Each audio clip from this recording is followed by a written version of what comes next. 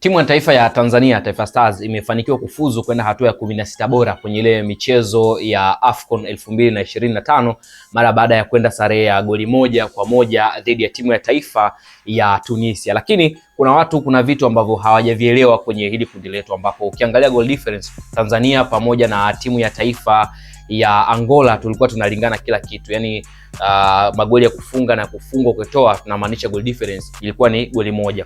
Lakini katika michezo hii ya CAF wameweka sheria ama kanuni ambazo zinahusiana mambo mengi pale ambapo timu zinakuwa zimetai kila kitu, yani timu ambapo zinakuwa zimelingana kila kitu. In case vitu vingi ambavyo naangalia, cha kwanza utaangalia mambo ya kadi, yani hapa nazungumzia masuala ya nidhamu. Lakini kwa upande wa timu ya taifa ya Tanzania, kilichotubeba zaidi ilikuwa ni magoli ya kufunga, kwa sababu cha kwanza kwenye hii kanuni, pale ambapo timu zimelingana kila kitu, yani goal difference zipo sawa, wanaangalia magoli ya kufunga kwanza kabla kuangalia magoli ya kufungwa. Kwa hiyo ukiangalia katika michezo ya Angola ambayo amecheza, mchezo wake wa kwanza alicheza dhidi ya Zimbabwe ambapo alitoka sare ya goli 1-1 ambapo alifunga goli 1. Mchezo wa pili Angola alicheza dhidi ya Afrika Kusini ambapo Angola alipoteza kwa mabao 2-1, maana kuwa amefunga goli lingine la pili. Na mchezo wa tatu Angola alicheza na Egypt, yani Misri, na mchezo huu uliisha kwa sare tasa, hakuna aliona lango la mwenzake. Kwa mantiki hiyo, Angola amefunga magoli 2, yani mchezo kati yake dhidi ya Zimbabwe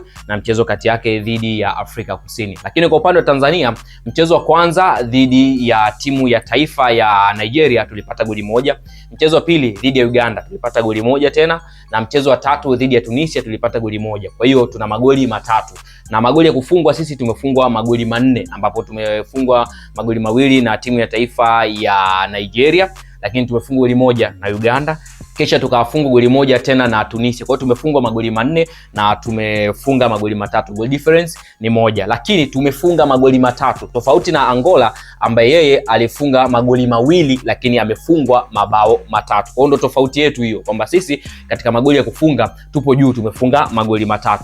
Na katika best loser kulikuwa kuna timu kama Mozambiki, Benin, lakini kulikuwa kuna Sudan, alafu ilikuwepo timu ya taifa ya Angola pamoja na Tanzania. Kwa baada ya hapo sisi tumepanda. Kwa best loser zimeenda timu 4: Tanzania, Benin, Mozambiki au Msumbiji pamoja na Sudan. Hizo ni timu ambazo zimeenda best loser. Kwa hiyo tofauti na kitu ambacho kimebeba Tanzania ni magoli ya kufunga.